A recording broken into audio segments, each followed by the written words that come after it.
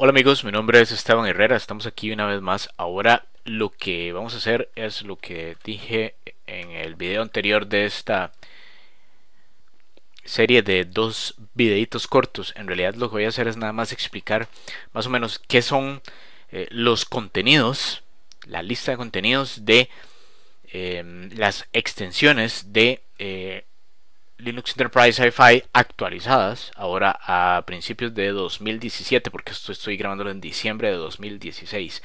Espero no tener que volver a actualizar, ya son bastante las tecnologías que he actualizado. Esto no se va a ver en video, pero se puede extrapolar, se puede aplicar. Por ejemplo, ustedes saben que la web todos los días cambia y hay gente que, bueno, no le gusta una cosa, no le gusta otra.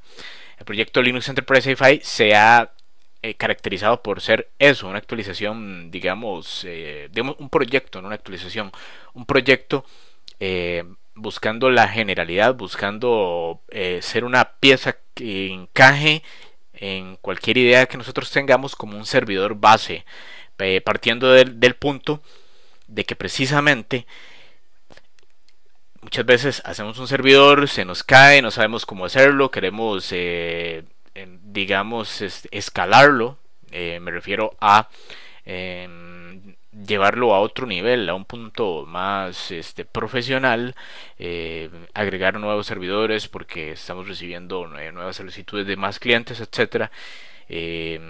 Todas estas cosas se han venido tomando en cuenta desde cero en Linux Enterprise Hi-Fi, y ahí es donde nacen las extensiones. No se pueden estar reeditando los videos, sino que voy a agregar solamente los documentos. Si fuera el caso en algún momento, pero eso no lo puedo prometer porque creo que digamos el proyecto Linux Enterprise Hi-Fi ya cumplió su papel, ¿verdad? Y va a tener vigencia durante muchos años más. Pero la idea es que tal vez de todos estos más o menos 60 y resto de temas que tenemos en las extensiones, se pudiera meter dentro de otro DVD, pero como ya he dicho, son muchísimos los temas, y no son solo muchos los temas, sino que por un lado se pueden extender muchísimo y por otro lado ya son cosas que en usuarios a través de internet, yo mismo he podido comprobar, lo he visto, ya ellos han ido haciendo en sus casas, en sus trabajos, en sus proyectos, en sus empresas.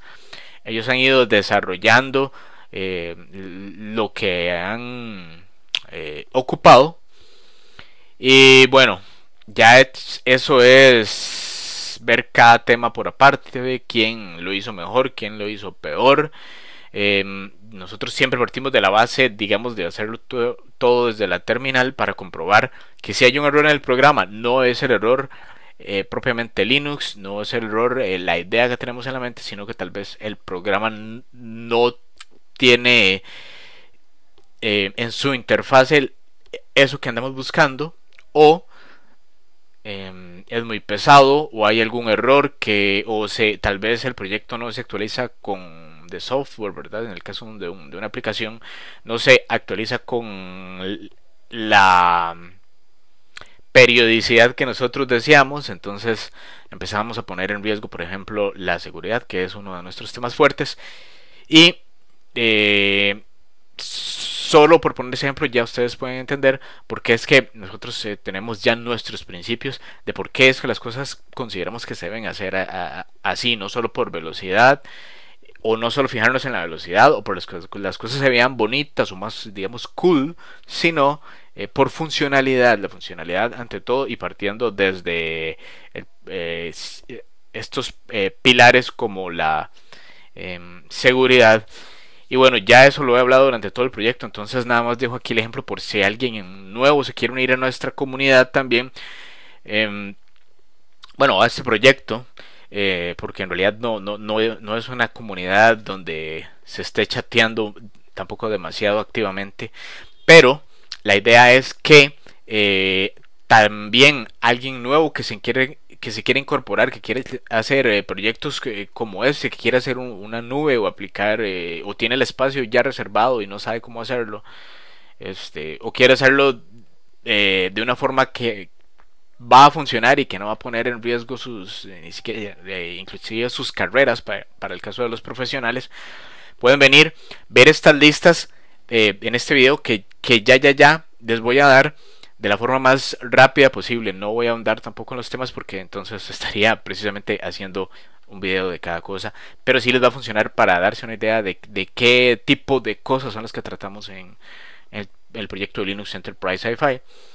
Y en general y más específicamente hay otras que también pueden ser parte del proyecto Linux Enterprise Hi-Fi, o digamos se pueden engranar en el proyecto, como en el caso de cualquier escritorio para cualquier tipo de empresa. Esto debe estar en el conocimiento de las personas que instalan un servidor. Tarde que temprano siempre vamos a encontrarnos con un administrador, usuarios que van a querer que les expliquemos cómo se hacen las cosas, o van a tener alguna necesidad que va desde el cliente hasta el servidor, que es el modelo que siempre hemos también aplicado, por lo menos para lo que son servicios. En lo personal, yo no comparto la filosofía de hacer diferentes usuarios dentro de una misma máquina, sino que cada usuario pueda tener esa libertad de utilizar su máquina, pero esto va a estar diseñado según las políticas de cada empresa. Entonces, por más que digamos quiera compartir mi pensamiento, no siempre se va a prestar eh, la empresa o el jefe para cedernos un computador. Y entonces también dentro de las extensiones estamos ya digamos tomando en cuenta estas previsiones para que el proyecto se haga en Linux a toda costa. Y que no hayan excusas para decir, bueno, es que no se puede hacer en Linux porque es que, por ejemplo, no tenemos un Active Directory, lo que sea. Vamos a ir viendo los temas para ya entrar en detalles de lo que son las extensiones. Bueno, les recuerdo acá nada más el link de extensiones y pueden compartirlo. Recuerden nada más dar los créditos a Linux Enterprise Hi-Fi y al canal de Sifi de YouTube. Si pueden, suscríbanse. Quiero mostrar aquí abajo lo que hice también recientemente. Esto no se podía hacer antes, era muy engorroso, demasiado difícil saber qué es lo que había actualizado y qué es lo que no había actualizado, y estar revisando y trayendo de todos los diferentes sources, digamos de las fuentes de colaboradores y también que se han ido investigando para tener este directorio hoy en día a como está. No es, digamos, nuestro directorio de trabajo, sino ya más bien es una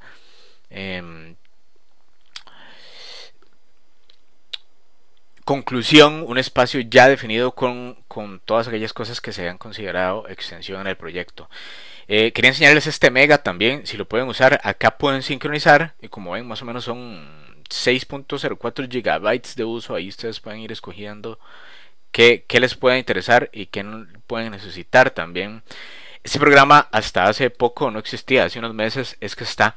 Entonces nada más recuerden es crearse una cuenta acá en esta página de mega.nz, que creo que es de New Zealand, Nueva Zelanda, y pueden sincronizar el directorio, pueden bajar los directorios. Les recomiendo que, por ejemplo, para lo que son temas de actualizaciones de proyecto, no bajen archivos, sino directorios pequeños, ya que no son tan enormes como, por ejemplo, a esta sección que está aquí arriba a la izquierda, como pueden ver, los cursos. Los cursos sí son digamos de cierta cantidad de espacio, puede ser al menos por el de Cisco creo que es más o menos pequeño, pero el que habla propiamente de la administración de Linux es de enorme tamaño, son más o menos 3 gigabytes. Lo que son proyectos, como digo, mejor bajen el directorio porque puede ser un PDF que se haya obtenido de alguna página que se ha metido para también promover la visita a ciertas páginas. Me disculpan los países en los que definitivamente esto es prohibido, pero no es en todos los países y yo no puedo abarcar todas las leyes de todos los países tampoco. No tengo esa, digamos, aunque tengo un hermano abogado, pero no tengo esa capacidad legal de estar investigando en cuáles países esto se puede hacer y no se puede hacer. Pero bueno, por lo menos yo como Linux, digamos, con mi filosofía de free software, lo que quiero es más bien que se puedan llegar a meter a estas páginas, ver si se han inclusive actualizado los artículos. Y también lo hago porque en algunos casos, ya lo he mencionado, los artículos no se desaparecen, sencillamente desaparecen, y muchas veces, al menos en español, pasa que esta información se pierde. No sé, Pedrito tenía una página, hizo un artículo genial, unos cuantos usuarios se dieron cuenta y la página desaparece y se sepulta la información. Es parte, digamos, de la labor de por lo menos de los temas que atañen a este proyecto que he querido que se preserve, ¿ok? Para todos seguir creciendo juntos, como lo dice cada uno de nuestros videos. Ok, entonces, yendo aquí a la sección de proyectos, no me voy a ir ahí a la de los cursos, ustedes la pueden explorar. Bueno, quiero que vean la de libros, por ejemplo, hay de Asterix, de Drivers. Hay muchos libros que, por ejemplo, todos los que están afuera no se pueden encasillar en X tema o en X categoría, sino que tratan varias cosas a la vez, aunque todos estamos hablando de un sistema operativo, pero muchas veces hablamos, por ejemplo, de Red, y otras veces hablamos de sistema operativo como tal, otras veces hablamos de escritorio, ciertos temas que yo ya les he ido dando cierta clasificación y que tal vez ustedes lo hayan hecho igual o de otra forma, pero lo que no puedo decir es que este libro es de sistema, es que este libro es de redes, es que este libro es de A, B, C, ok, MN o XYZ. Entonces somos los que son los que hemos dejado precisamente afuera. Ustedes saben que también hay ediciones, entonces pueden buscar actualizaciones de estos libros. Todos los libros que están aquí en su mayoría son libros completos, creo que excepto la preview de Linux Enterprise Hi-Fi, que evidentemente por conveniencia no lo hemos metido ya enteramente. Pero tenemos clasificaciones por aparte, ya propiamente los que solo hablan de sistema. Hemos agregado libros de escritorio. En lo que son shell scripts, tenemos ya gran cantidad de libros también. Pueden ir a apreciarlos y a bajarlos. Para los que quieran hacer scripts de shell, yo creo que por lo menos para administradores de servidor sería muy provechoso y casi por lo menos necesario saber cómo es que funcionan los scripts. Y ya si quieren hacer un proyecto como Linux Enterprise Hi-Fi y inclusive hacer sus versiones de nuestros scripts de configurado o scripts de shell, pueden perfectamente hacerlo. Yo les doy permiso. Luego inclusive mejorarlos, como dije ya en el video anterior, son scripts un poquito digamos hechos de una forma sencilla, pero se pueden loguear, se pueden hacer ciertas verificaciones, etcétera. Entonces tenemos también libros de seguridad, por allá hay cosas de networking. Aquí hay un libro que se llama Hack, que lo que contiene también son, digamos, algunas genialidades hechas en servidores. Y aparte de eso, digamos, el código que traen, todo esto se ha ido liberando, yo no sé ni por qué, pero bueno, son cosas que se han ido liberando y la idea es como ir haciendo un compendio acá, una pequeña biblioteca de las cosas que son también importante consultar en ciertas ocasiones.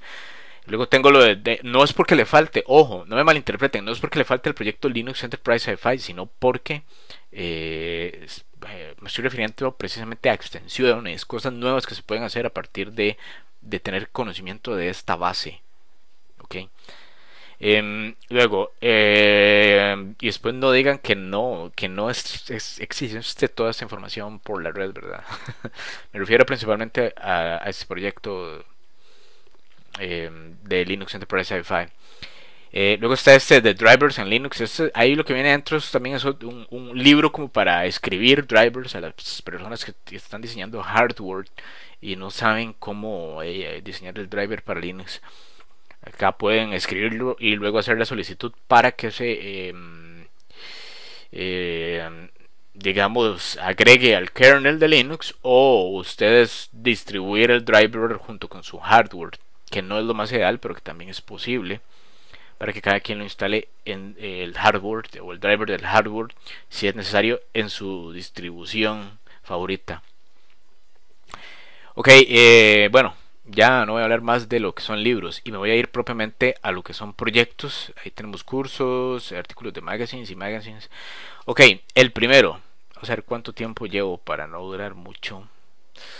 Bueno, 15 minutos. Está excelente. Ustedes han visto que los videos se han ido alargando un poco, pero ya esto es más asunto porque ya las cosas, la temática, digamos, ya se planteó paso por paso rápido en el Enterprise Sci-Fi y ahora se han ido agregando, digamos, se han ido ampliando temas, entonces se van haciendo más gruesos de explicar. Ok, entonces vamos a proceder de una vez.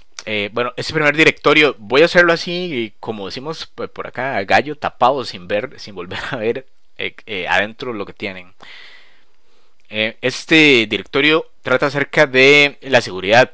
La seguridad, como dije, es un concepto, siempre lo he dicho, sumamente relativo. Lo que para mí es seguro para la otra persona no. Pero entonces, lo importante es que conozcamos y conozcamos lo más que podamos acerca de seguridad. Inclusive yo, digamos, como administrador, no necesariamente voy a decir, bueno, voy a utilizar exactamente punto por punto lo que se hizo en Linux Enterprise Sci-Fi. ¿Por qué? Porque tengo que adaptarlo a mi necesidad y porque, en cierta forma, eso es como tener una contraseña. La mitad de la contraseña es el nombre. Si yo digo, bueno, mi nombre es Esteban y mi password es simplemente una palabra, el 50% de esa contraseña es mi nombre. Si nadie sabe mi nombre, no va a saber ese 50%. Es como saber como tener dos contraseñas. ¿Okay? Lo mismo sucede en seguridad. Si yo comparto de seguridad el 100% de las cosas, absolutamente cómo las hago, alguien que va a ser un hacker va a saber cuáles son mis posibles vulnerabilidades y las va a ir a atacar. ¿Por qué? Porque conoce mi seguridad al 100%. Si no conoce mi seguridad al 100%, si no conoce ciertos detalles acerca de mi seguridad, o por ejemplo, de cuántas letras se conforma mi nombre, no va a poder atacarme tan fácilmente. Entonces tomen en cuenta estos detalles. Por eso es este primer directorio que se llama aquí aplicaciones de seguridad para su arsenal, este que tenemos acá, para que conozcan una forma resumida la mayoría de herramientas, que ojo, tampoco son todas las que he hablado en Linux Enterprise Sci-Fi. Ya para eso tendrían que ir viendo en cada sección cómo se ha ido aplicando. Okay. Pero bueno, no está de mal, no está de más ni de mal tampoco. No está malo tener un pequeño resumen ahí de un sinfín de aplicaciones de las cuales tenemos que elegir cuáles son las que más necesitamos y saber aplicarlas en el momento adecuado. Luego, este segundo dice, bueno, la mayoría están, bueno, creo que todos están en inglés también, aunque digamos hay uno que otro artículo en español. Perdón, eso se me había olvidado explicarlo. Es siguiendo la misma tónica de Linux Enterprise Sci-Fi y donde ya les había hablado que también es importante saber inglés porque, por ejemplo, no sé, viene un parche para una vulnerabilidad 5 o 6 meses antes en inglés, después del día que se produjo la vulnerabilidad, pero nos damos cuenta, digo, el parche puede ser que se haga en menos de un mes o 15 días de esa posible vulnerabilidad o vulnerabilidad, digamos, potencial o latente.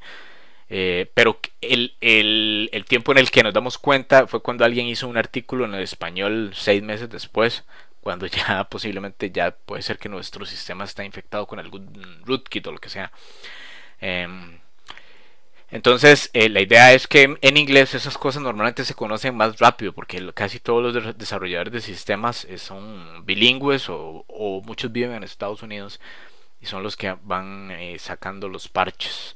¿Okay? Por más que yo me dedique a hacer parches, no necesariamente el parche que yo voy a hacer es el que me va a atacar. Entonces, ya hay como que poner los pies en la tierra y decir, bueno, está bien, tengo que saber como mínimo leer inglés para estar al día y no 6 meses atrasado. Me explico. Ok. Agregar el backup, este es el segundo, dice agregar el backup de destino al clúster de MySQL, a la configuración de MySQL. Ok, esto por ahí lo he escrito también, lo dejé pendiente en este proyecto y revisando los videos me di cuenta. Hay una parte de MySQL Cluster. MySQL Cluster es el SQL que tenemos para, digamos, hacer la replicación en el clúster que se compone de varias máquinas. Ok, todo eso queda sincronizado en el proyecto. Pero el backup se hace desde una sola máquina o de cualquier máquina. Se pueden tener también múltiples backups, aunque es un poco de desperdicio de espacio. Aquí se habla acerca de eso, de que se debe recordar realizar ese backup, cómo se debe hacer, y eso ya lo he hablado mucho en el proyecto. Entonces ahí adentro van a encontrar información complementaria y como mínimo recordar que lo tienen que hacer y que no está grabado en el video la forma en la que se hace en el MySQL Cluster. De todos modos vamos a utilizar de MySQL Cluster tal vez a otra tecnología posterior en otro directorio, acá como se va a ver. Luego acá donde dice antivirus, esto también lo tengo un poco en los libros, también por ahí hay un libro negro muy bueno que habla acerca de antivirus que se pueden utilizar. Normalmente Linux no tiene ningún antivirus, es extremadamente raro, yo nunca he visto ni siquiera uno, pero sé que pudiera ser que se dé el caso. Pero como mínimo, si tenemos un servidor de correo, otro tipo de servidor donde tengamos clientes que tienen Windows, okay, como cuando uno visita Gmail, hay aunque sea una máquina Unix o lo que sea, hay un antivirus que va a estar corriendo para ver si el archivo como tal tiene un antivirus que puede afectar a un cliente Windows cuando esté conectando, esté bajando un archivo desde el servidor. Okay, entonces para evitar ese tipo de problemas, se instalan más que todos los antivirus en servidores. Ahí van a haber varias opciones de las cuales pueden utilizar. Recuerden que yo utilizo en el proyecto Linux Enterprise Wi-Fi ClamAV, aunque se puede, digamos, desarrollar más tela en lo que yo hice a aplicaciones de otro tipo digamos, de aplicaciones o casos, para que me entiendan bien, en el mundo real. Luego tenemos este directorio y dice crear el error personalizado de Apache, el error 403 no autorizado, el 404, otros, digamos, otras páginas HTML que se hacen en los servidores web, más que todo para este tipo de errores, o digamos cuando el servidor no permite el acceso a una página, por poner un ejemplo, no disponible, todo eso. No expliqué cómo hacerlo, porque eso ya es más como para un usuario propiamente de Apache. Pero luego me puse a pensar, en realidad el proyecto Linux Enterprise Wi-Fi sí va como orientadillo más a la web, no tanto a una aplicación para usuario que se ejecute en modelo cliente-servidor. Ok, entonces, por eso es que estoy poniendo esto acá para que ustedes entiendan que lo deben hacer, cómo lo pueden hacer, si son webmasters o lo que sea, no dejar eso ahí del lado, y como mínimo que también quede aquí la referencia de que no es que se me olvidó, sino que en el momento no lo consideré como parte del proyecto. Luego, cómo cambiar la MAC address, ahí explico en este otro directorio que se llama así Change MAC Address. Ahí está la información que explica, porque yo no lo explico en video, pero se lo estoy explicando, cómo cambiar nuestra MAC address. Eso depende del sistema operativo. Entonces vamos a cambiar la MAC address de una forma correcta, y no que vayamos a tener problemas. Lo hice durante la grabación de los videos del paso del servidor de migración del servidor de máquina virtual hacia múltiples máquinas virtuales en el clúster de VMware hacia KVM. Estamos hablando cambio de tecnología, migración de tecnología, por eso estoy diciendo el término migración. Eso lo pueden hacer con esa información que tienen acá. Yo en los videos lo hice con otra cosa, lo hice con, ya les voy a decir con qué, con VMware Workstation, pero estamos hablando de marcas. Es un software que vamos a tener que comprar, o vamos a tener que darle su medicina, lo cual no me gusta para nada. Yo creo en el software libre más que, bueno, iba a decir que en el software privativo, aunque no tengo problema, digamos, la verdad, ni que con que exista, porque de momento nuestra sociedad creo que no está preparada para el software libre, pero el cambio está en cada uno de nosotros. Pero lo que quiero decir es, por lo menos software pirata, que es lo que sí me desagrada completamente desde el punto de vista de desarrollador, ¿verdad?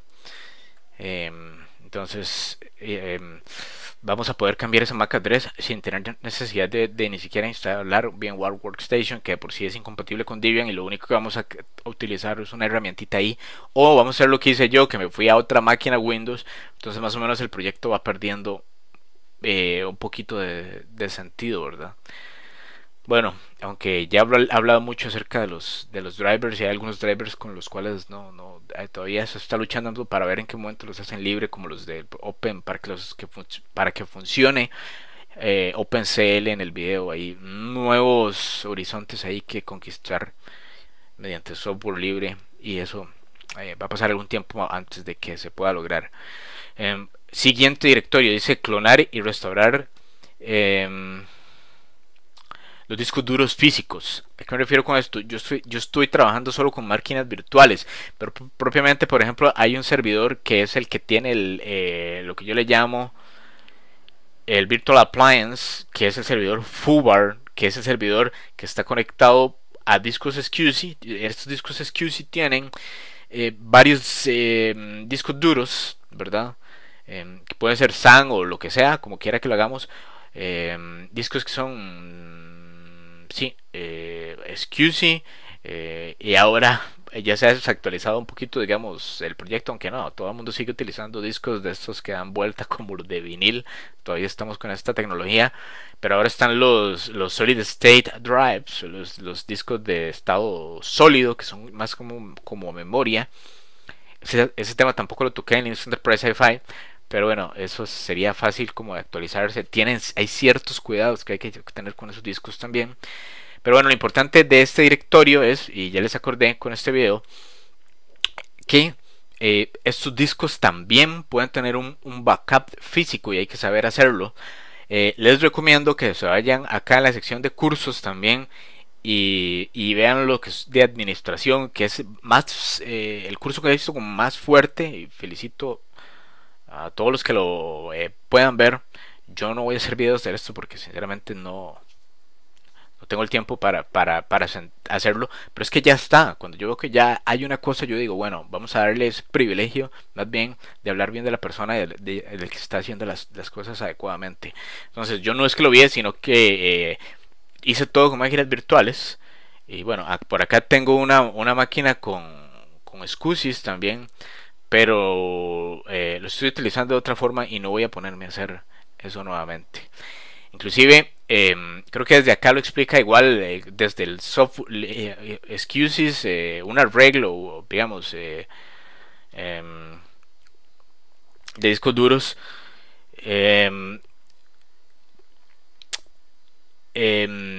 Pero digamos desde software, y yo normalmente recomendaría en ese caso, en todo caso, pero tendría que ponerme aquí la cámara detrás, que eso yo nunca lo hago también, más que para tomar tal vez una fotografía, también más que por razones de tiempo, de edición,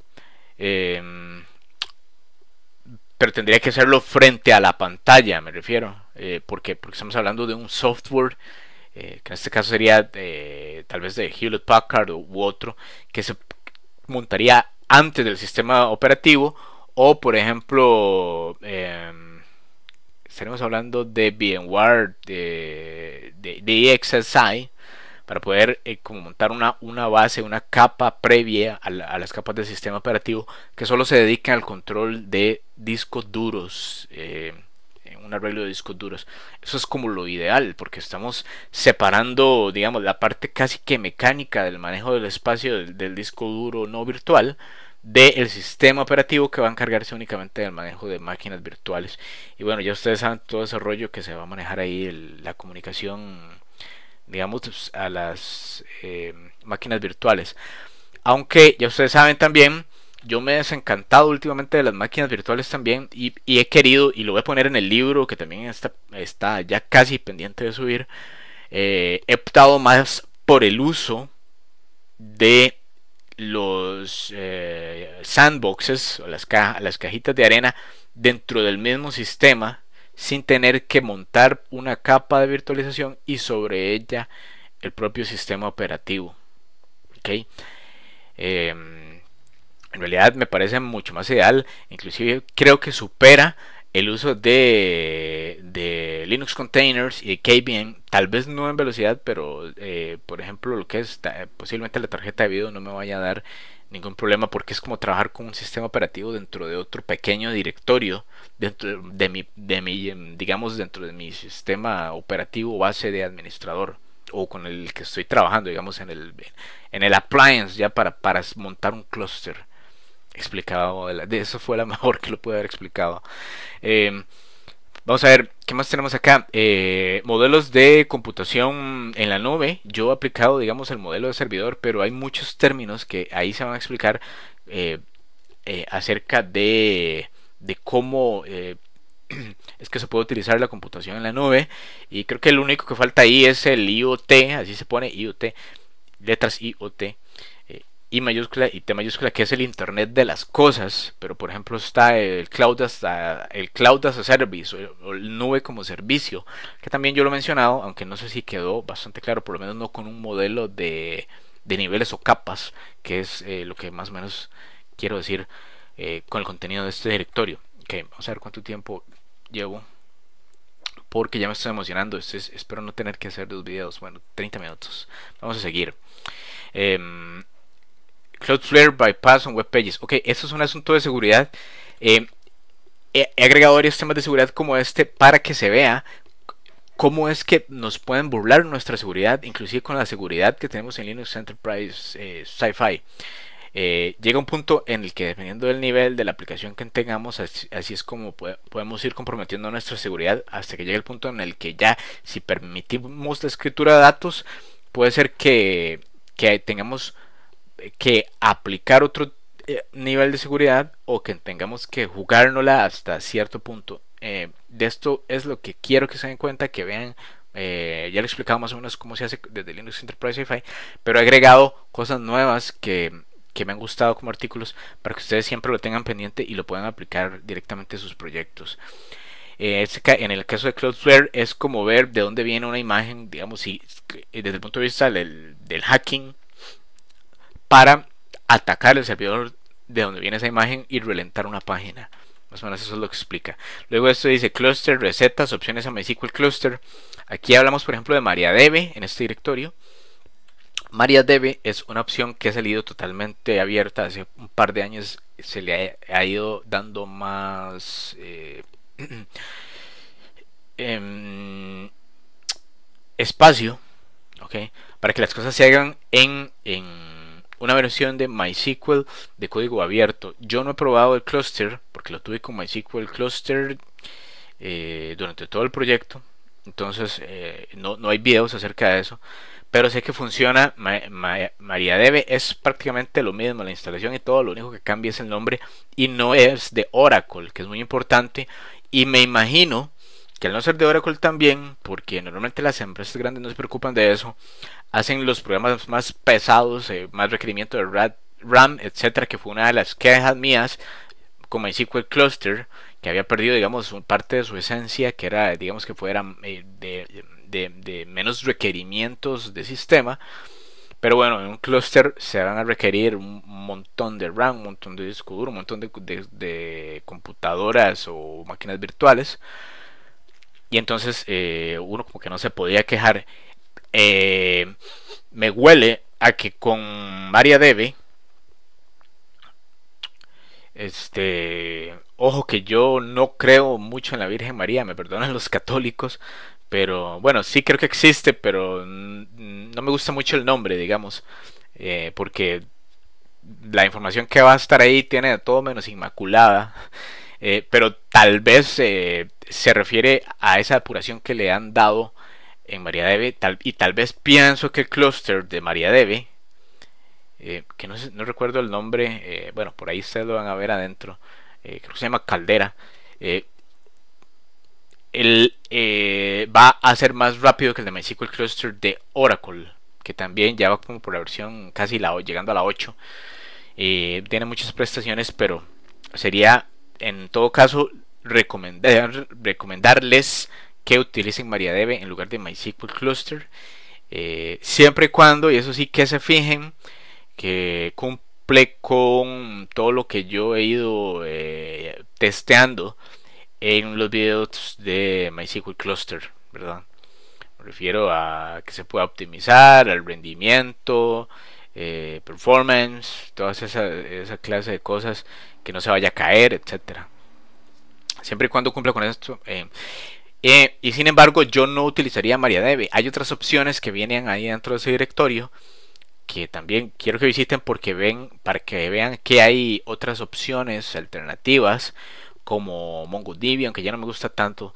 Si tuviera que decir qué es lo mejor que no he probado, que contemple por lo menos todas mis necesidades, estaría hablando tal vez de Cassandra, que ahí también nada más se menciona, pero MongoDB, y hay otras opciones que también tenemos de bases de datos que, ojo, hablo de que cumple con todas mis necesidades porque cumple las necesidades de MySQL y las de NoSQL también, porque también estamos hablando de NoSQL, no solo de SQL, para poder trabajar, por ejemplo, con programación en R, lenguaje R, cosas nuevas que, bueno, relativamente nuevas porque ya son varios años, porque alguna gente no conoce, o que mucha gente no conoce, y que tal vez no se ven en todas las universidades.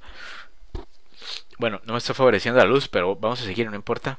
Y está haciendo bastante calor, seguro por lo rápido que estoy hablando. Entonces ahí tienen esas opciones. Más o menos ya las he esbozado.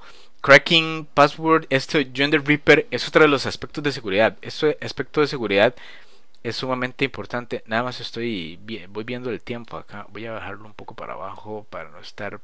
Ok, ahí.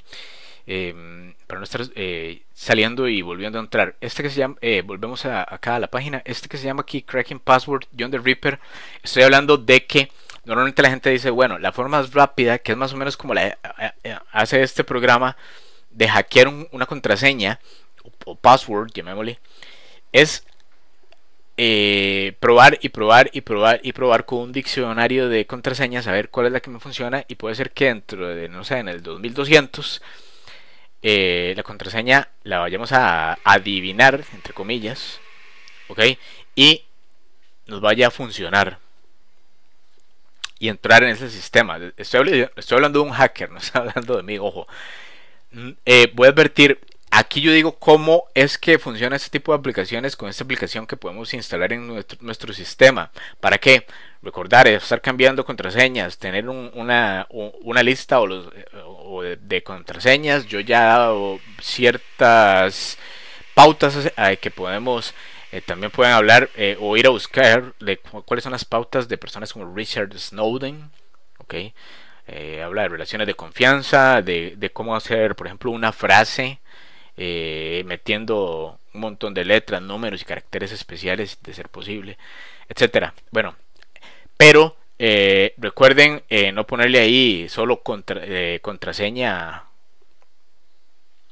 y usuario Esteban, por decir algo, o solo contraseña, password, o PASS, cosas así, o lo que sea, que nos vayan a perjudicar.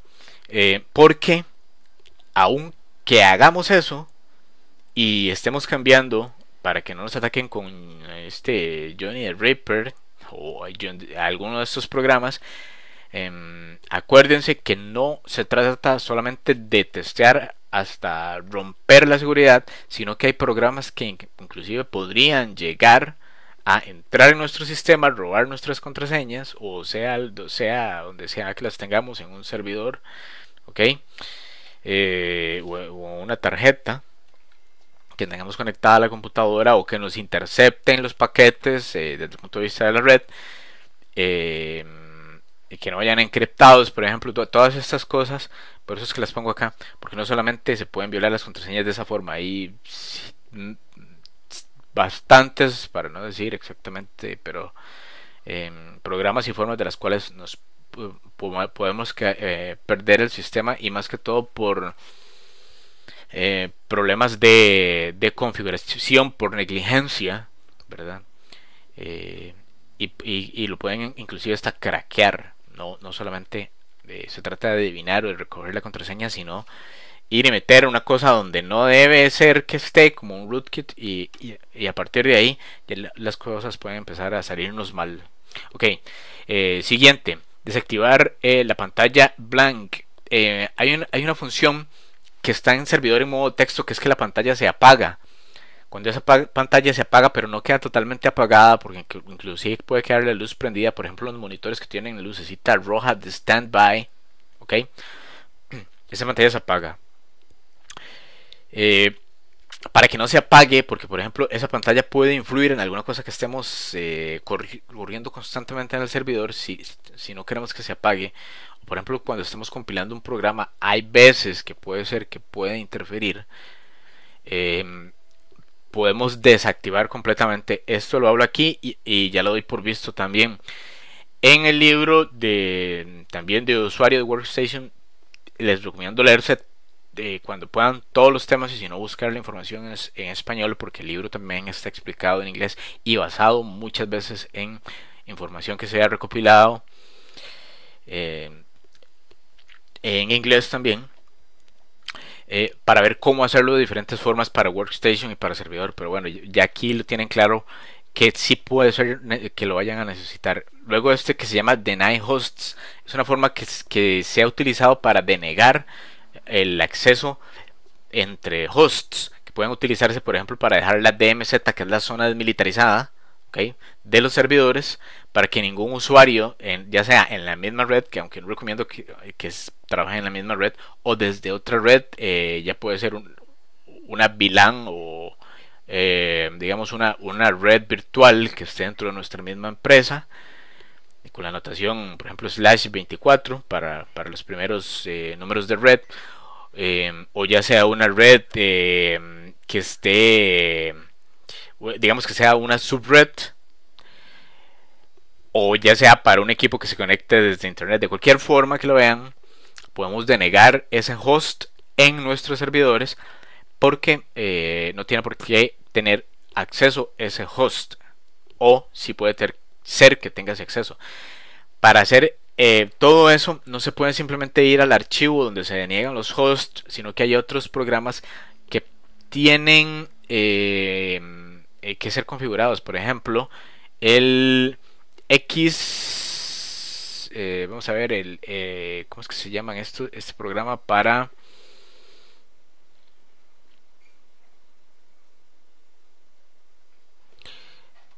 Ya lo vamos a hablar por aquí también. Voy a buscarlo de una vez.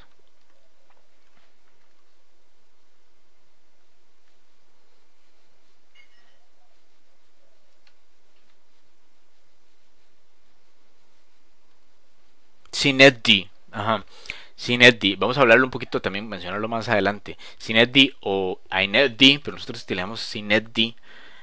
Por razones que explicamos en el proyecto Linux Enterprise Wi-Fi, más que todo porque podemos crear instancias de este servidor por razones de seguridad y evitar ataques DDoS.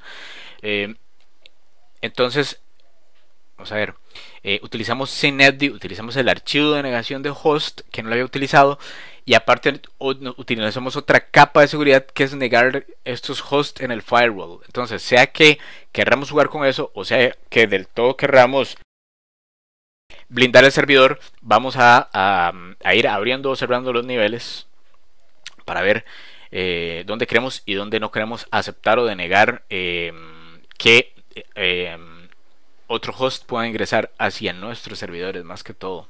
¿Okay? Vamos a ver, vamos a pasar al siguiente. Dice, bueno, yo le digo embebido, pero no es empotrado, es anidado. Backdoors es un tipo de hacking que se hace mediante archivos de PDF. Lo que estaba diciendo anteriormente, alguien sube un PDF a nuestro servidor, y ese PDF puede contener un ejecutable que si no tenemos un antivirus vamos a tener ahí, o se puede precisamente ejecutar, diseminar por el sistema. Okay, si no lo tenemos, digamos, en ese archivo, para que se suba en una sandbox, digamos, en un ambiente protegido, okay, que no sea capaz de convertirse en un gusano que se meta a nuestro equipo, o por ejemplo en un troyano que se active. Todas esas cosas tenemos que tenerlas en cuenta. Acá también lo hablo desde el punto de vista del hacker, okay, de cómo es que él hace este tipo de archivos, para nosotros también tener nuestras provisiones como digamos, como expertos en seguridad y como administradores de sistemas. Siguiente dice encriptar el directorio home de los sistemas como el usuario Capon Crunch. Uno de los usuarios, el usuario administrador, que no se llama administrador, por lo que ya dije de no compartir los nombres en la seguridad, sino que en el proyecto Linux Enterprise Wi-Fi se llama Capon Crunch, haciendo referencia, creo que es a Kevin Mitnick, que es uno de los primeros hackers que hizo el Prick, el famoso Prick, y llamaba por teléfono a quien le daba la gana gratis en Estados Unidos al principio. Después incrementó el nivel de sus travesuras hasta que por muchos años terminó en la cárcel. Pero bueno, independientemente del Captain Crunch, que es de donde saca este pito para para engañar a la central telefónica Mitnick, el usuario Captain Crunch es el que no está encriptado entre el proyecto Linux Enterprise Wi-Fi. Esto se acostumbra a hacer más recientemente. Yo en este usuario tengo un montón de scripts, inclusive podría alguien contener passwords, pero no les recomiendo que se arriesguen. Scripts de shell. Tal vez yo no quiera que el usuario, digamos, hacker, que logre ingresar a mi máquina, lo dudo que pueda, pero podría eventualmente llegar a pasar. Que se dé cuenta ni siquiera de cómo funcionan esos scripts, ojalá. Entonces tengo mi usuario home encriptado y eso minimiza, prácticamente hace nula la posibilidad de que el usuario que haya ingresado al sistema haya ingresado al home de un administrador. Y lo mismo para los usuarios, ¿verdad? Inclusive brinda la posibilidad de que el usuario no pueda ser hackeado por su propio administrador. Esto también lo expongo porque se puede plantear la queja y puede ser que sea una política, por ejemplo, de una empresa. Y bueno, yo para evitar eso ya hablé que lo ideal sería cada usuario con su propia computadora, y ahí sí, yo como usuario, esta es la computadora que yo voy a utilizar y la voy a encriptar para que un usuario por la red que eventualmente pueda entrar a ella, porque no sé, inclusive porque me compartió algún directorio, pueda ver esos archivos. Entonces recomiendo que lo hagan desde el principio, cuando van a instalar el servidor. Ya primero definir estas políticas y ver qué es lo que van a compartir y qué es lo que no van a compartir y qué es lo que van a encriptar y qué es lo que no van a encriptar. Lo digo también porque, por ejemplo, se puede encriptar el disco duro completamente hoy en día desde el comienzo. Los sistemas Windows todavía no hacen eso. Pasó como que lo que pasó con XP hoy, sí, es el XP, para que me entiendan los que no saben decir XP, pero todo el mundo lo sabe. Qué bonito sistema, el más lindo de todos, pero a la hora de la hora no, en la primera versión venía sin firewall, entonces cualquiera podía apropiarse de nuestros puertos y inclusive ingresar a nuestro sistema y hacer un sinfín de cosas, agarrarlo, como digo yo, en modo, casi que en modo Dios, y nosotros sin darnos cuenta, y ahí el diablo por nuestro sistema ejecutando comandos, porque esto yo lo he visto en video, como nos cerraba el explorador y nosotros desde la computadora nada más decimos, uy, sí, es un fallo del sistema, y el hacker en vivo viendo todas estas cosas, como que si nos hubiera poseído el sistema, porque no encuentro otra explicación para decirlo. Pasa lo mismo, por ejemplo, y esa es una de mis críticas, de que esto no se advierte muy abiertamente cuando tenemos, digamos, un servicio en la nube de espacio donde subimos, bueno, inclusive si subimos el sistema operativo completo, tenemos esa posibilidad de encriptar el disco duro, aunque nadie dice que no nos lo van a meter en una sandbox los administradores de ese servicio de clúster, digamos, nube como servicio, por ejemplo, lo que estaba mencionando anteriormente de los tipos de servicio. Pero por lo menos va a prácticamente impedir el acceso a alguien que se pueda apropiar de estas imágenes, de estos sistemas que hemos subido. ¿Por qué? Porque tenemos el disco duro encriptado, tenemos nuestro home encriptado, y tal vez estemos limitando mucho el acceso tal vez a los directorios que estén públicos, ¿verdad? que serían, por ejemplo, directorios, algunos directorios web que tuviéramos, pero bueno, no deberían estar en modo escritura, pero ya eso sería entrar a ver cada ambiente en detalle. Yo ya he dado el ejemplo en el proyecto Linux Enterprise Wi-Fi, pero lo importante es que en la medida de que nosotros tengamos mayor control, preferiblemente solo de espacio dentro de esa nube, no vamos a tener ese riesgo de que alguien lea nuestra información, tenga nuestras contraseñas, etcétera. Okay, ¿por qué? Porque ¿qué está haciendo ese administrador que tiene, por ejemplo, un servidor Windows? Okay. Tal vez no tenga el acceso a utilizar ese sistema o una copia. Recordemos que estamos hablando de máquinas virtuales, o una copia del sistema. No siempre estamos hablando de máquinas virtuales, pero prácticamente siempre estamos hablando de máquinas virtuales. ¿Qué está haciendo él? Tal vez no con el usuario que entra al sistema, pero tiene acceso a nuestros archivos, inclusive los passwords, las contraseñas de archivos de administrador se pueden resetear. Entonces, dependiendo del nivel de seguridad que vayamos a querer, y yo lo llevaría al fin último, es en todo caso nosotros manejar en nuestra empresa nuestros propios servidores si no queremos que esa información vaya a ser compartida y vendida, porque tal vez puede ser que sea vendida en internet, ¿verdad? Eso sin hablar de todo lo que ha pasado de hace 2 años más o menos para acá con el espionaje, donde se sabe que prácticamente a todos los sistemas puede ser que y yo incluiría la mayoría de sistemas Linux, la NSA, la National Security Association en Estados Unidos, pueda ingresar por buenas o por malas, con o sin nuestro conocimiento y con o sin nuestro consentimiento también.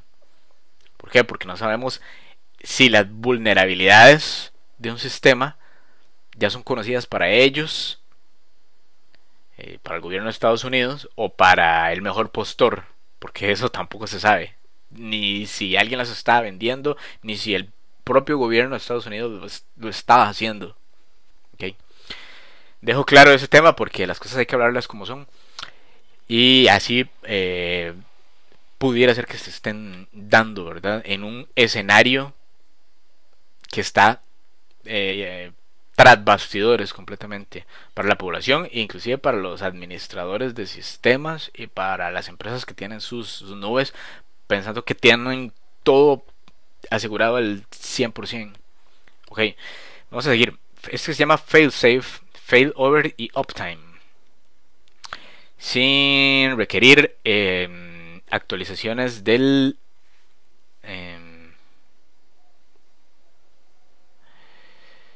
vamos a ver qué fue lo que quise decir aquí exactamente. Sin reiniciar el PC, requerido para las actualizaciones del kernel.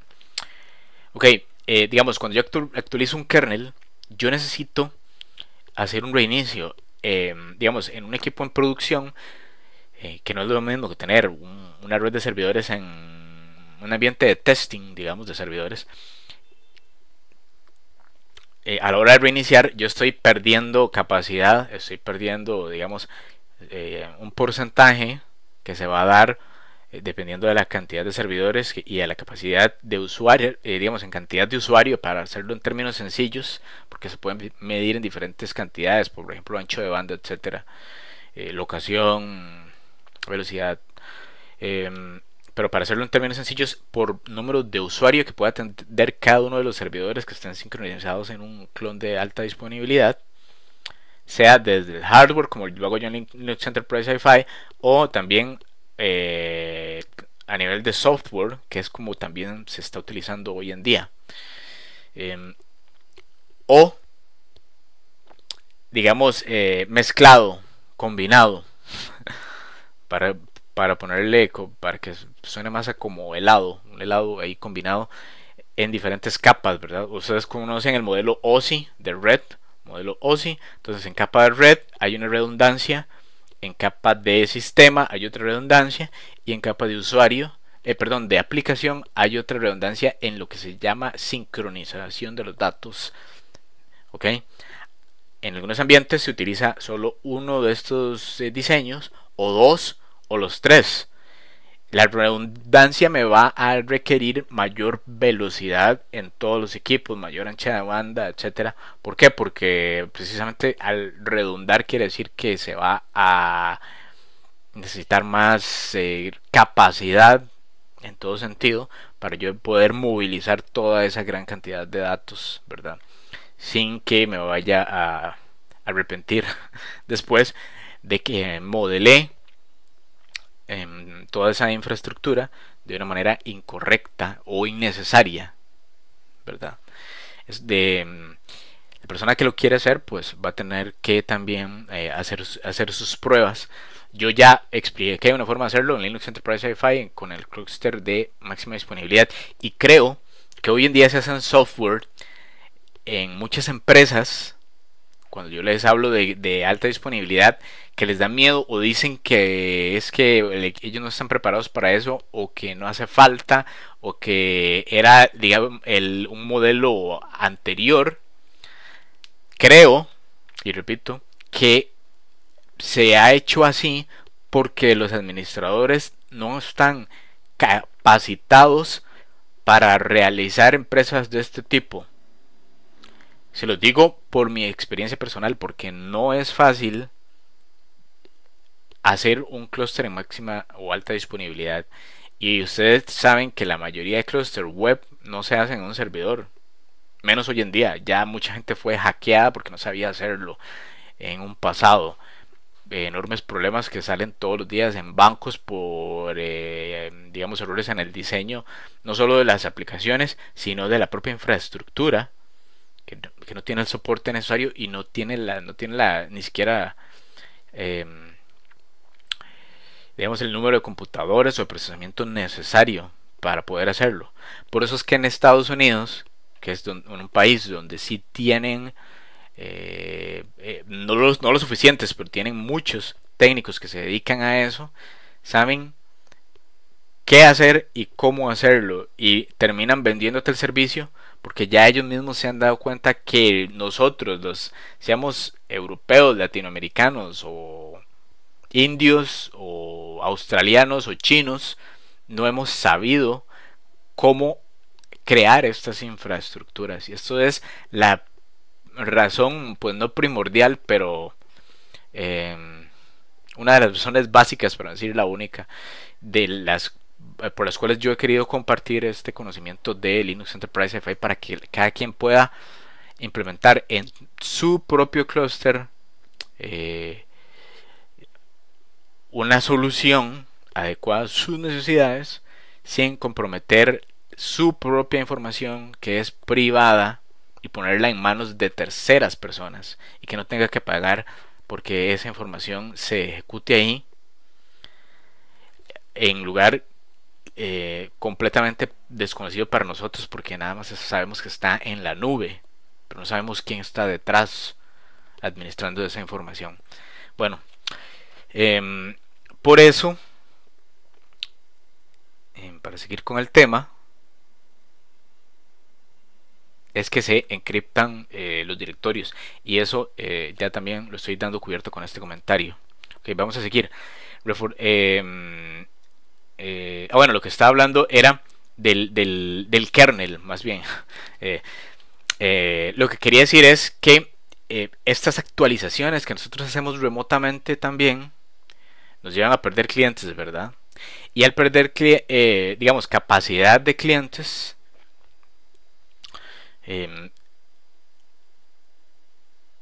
puede ser que un cliente nos abandone porque tal vez no pudo acceder de la mejor forma a nuestro servidor en ese momento. Tenemos que actualizar el kernel, porque todavía todas las versiones de Debian, yo hice, digamos, Linux Enterprise Wi-Fi, lo hice con la versión, lo comencé con la versión Edge, y ahí fui aumentando, actualizando versiones. Creo que hasta Squeeze, que fue y Wheezy también. En la web se ve todavía con Squeeze, pero al final del proyecto se hace hasta Wheezy, que es la versión 7. El libro lo estoy usando con versiones 8 y 9, que son Jesse Stretch, lo mismo que el blog de Liquid Smoke, versión 7, pero me gusta hablar de que Debian evoluciona, no tanto de que vamos a marcar un límite aquí y ya tenemos que borrar todo en el sistema como pasa con otros sistemas operativos propietarios que dicen borrón y cuenta nueva. No, en un servidor no puede pasar eso. Okay, Mark Zuckerberg no puede ir y borrar Facebook de la noche a la mañana y decir ya lo borré y bueno, mañana voy a hacerme un Facebook nuevo. ¿Qué pasa con toda esa información? ¿A dónde se queda? Puede ser que él y estoy seguro que él ha tenido que migrar Facebook. Son una enorme, es un salón, es un edificio completo lleno de servidores. Por favor, él no va a borrar Facebook y va a decir bueno, está bien. Y es un sistema web, pero es un sistema operativo de servidor. No se puede hacer eso. Entonces lo que hay que hacer es actualizar el kernel. ¿Qué es lo que ha pasado? Que en versiones recientes, como la versión creo que a partir de la 3.20, sí, que es lo que explico en este directorio, el kernel ya no va a necesitar ser reiniciado el sistema para que funcione, y a partir de ahí todo lo que se le haga al kernel, todos los cambios, inclusive creo que drivers, no va a ser necesario reiniciar el sistema. Pero con versiones de Debian hasta la 8, que todavía lo tengo en kernel el 3.16 y incluyendo el proyecto Linux Enterprise Hi-Fi, que ya acabo de decir que es con versiones anteriores, ahora sí ya me expliqué bien, no explico esto. Entonces por eso es una actualización de la extensión, refiriéndome a que ustedes instalen su propio kernel, o que inclusive si se quieren atrever a más pueden ver en el libro Linux de ahorita que también se va a estar publicando, solo que una cosa a la vez, no se pueden hacer todas las cosas al mismo tiempo. Así que estén pendientes, anuncio comercial. Ahí se va a explicar que este kernel se puede también recompilar. Ya la recompilación está en el blog de Liquid Smoke, pero se va a explicar que se puede recompilar para optimizarlo a nuestro gusto también. No únicamente decir, bueno, un kernel nuevo. Nota entre paréntesis, puede ser que nuestro hardware no lo vaya a asimilar también el kernel nuevo, el sistema nuevo, o que se dé algún problemilla de compatibilidad. Entonces primero, por favor, los que tengan sistemas en producción, hagan esto primero como un test, y cuando estén seguros de que todas las aplicaciones funcionan bien, digan bueno, arranquemos desde este kernel nuevo o pongámosle este parche. Todas esas cosas voy a estar comentándolas en el libro porque no son parte, digamos, de una instalación convencional, sino son ya tareas que se pueden ver un poquito engorrosas. Entonces no es parte del proyecto Linux Enterprise Hi-Fi, Linux Enterprise Hi-Fi en general, pero vean que ya lo estoy hablando en las extensiones. Excelente. Ahora vamos a decir acá. Dice encontrar la máxima RAM soportada por nuestro sistema. Muy importante, sea lo que vayamos a hacer. Lo que tenemos que tomar en cuenta siempre es espacio y RAM. Es lo primero. Lo va a correr el sistema, no lo va a correr en el sistema. Y a partir de ahí vemos si podemos optimizar o qué. Si existe la posibilidad de hacerlo en testing, mucho mejor. Lo que pasa es que en testing necesitaríamos un sistema más o menos también estable y bueno para poder decir, bueno, llegó al 80%, llegó al 90% y no llegó al 150%. Entonces acá vamos a ver por lo menos desde el servidor, sin ir al servidor físicamente, cuánta RAM está soportándome esa máquina. Pueden ir y hacer ustedes sus propias pruebas con la información que se encuentra en ese directorio, y esto no lo nombré en Linux Enterprise Hi-Fi, principalmente en la parte que se me desbordó la memoria por los nodos que hay que poner, que es un mínimo de 4, bueno, es un mínimo de 2, pero en realidad si quiero replicar a un espacio físico diferente es un mínimo de 4 nodos de MySQL Cluster. Entonces logré hacerlo solo con 2 nodos y bueno, ustedes ya verán ese rollo si se hacen con el paquete completo de Linux Enterprise Hi-Fi, pero no se puede medir cuánta RAM es el mínimo, ok, si no es por propiamente la ficha técnica o el soporte que nos estén dando los creadores de esa aplicación o otras personas que ya lo hayan utilizado, colegas o lo que sea, o en clase que lo hayamos visto. ¿Por qué? Porque se pasa del 100% y si el sistema se puede quedar ahí estancado. Pero bueno, muy importante el comando, que creo que fue lo único que se me olvidó. Bueno, no se me olvidó, lo tomé en cuenta hasta ahora, sinceramente, lo reconozco. Para cualquier desarrollo en el cual vayamos a utilizar grandes cantidades de RAM, donde existe la posibilidad de que por una escalación o por escalar el sistema se nos desborde la memoria. Voy a dejar este video hasta acá porque ya me estoy pasando de esta hora y lo dejamos acá en encontrar la máxima RAM soportada por nuestro sistema de hardware. Y vamos a seguir a partir de acá con la explicación de estos directorios que hacen falta en otro video más, porque no quiero hacer esto más pesado de la cuenta. Entonces, mi nombre es Esteban Herrera. Muchas gracias por asistir a otro video. Espero que les estén interesando esas actualizaciones, que las puedan aplicar y nos vemos en otro video. Hasta luego.